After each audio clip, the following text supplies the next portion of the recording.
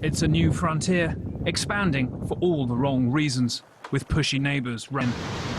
Russia is seeing the Arctic ice fast and filling the gap with a military build-up, some of it on Alaska's doorstep, not seen since the Cold War.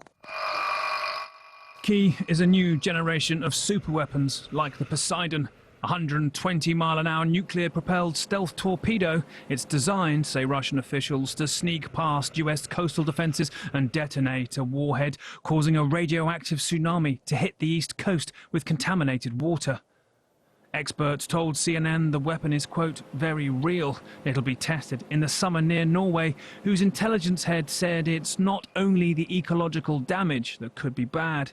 It is in a testing phase. It's a strategic system and it's aimed at targets and has then an influence far beyond the region in which they test it currently.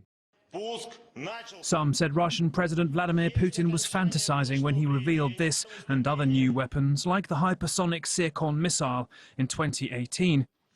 But continuing development and tests make them very real.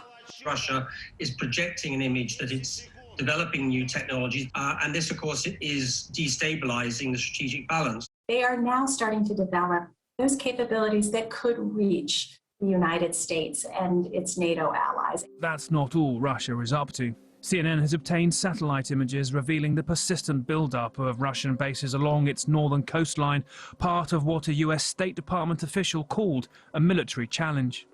Close to Alaska, at Providence and Wrangel Island, are two new radar stations with, stationed in Anadyr, a quick reaction alert force of bombers and jets.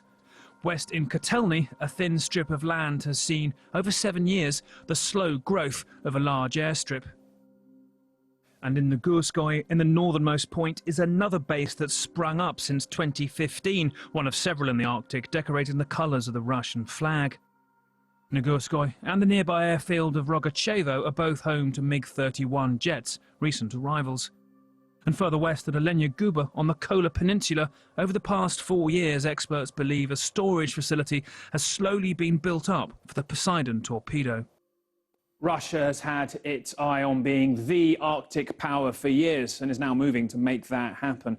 Yes, this is its coastline, for sure, but US officials have expressed concerns to me that this build-up is not just about protecting, it's also about projecting power across the ice, even towards the North Pole. There are new resources to exploit under the ice, yes, but Russia released this video in January of the first time a freighter got through the ice in the east in the thick winter to sell a new trade route along its northern coast. It's a possible moneymaker for the Kremlin, cutting the current journey time from Asia to Europe through the Suez Canal nearly in half. US officials voiced concern to CNN that Russia is already demanding ships use Russian crews and get permission to cross it.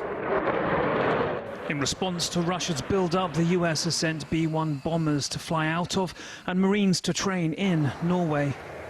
Who gets there first makes the rules, they say, in the rush for a place nobody should want to be conquerable.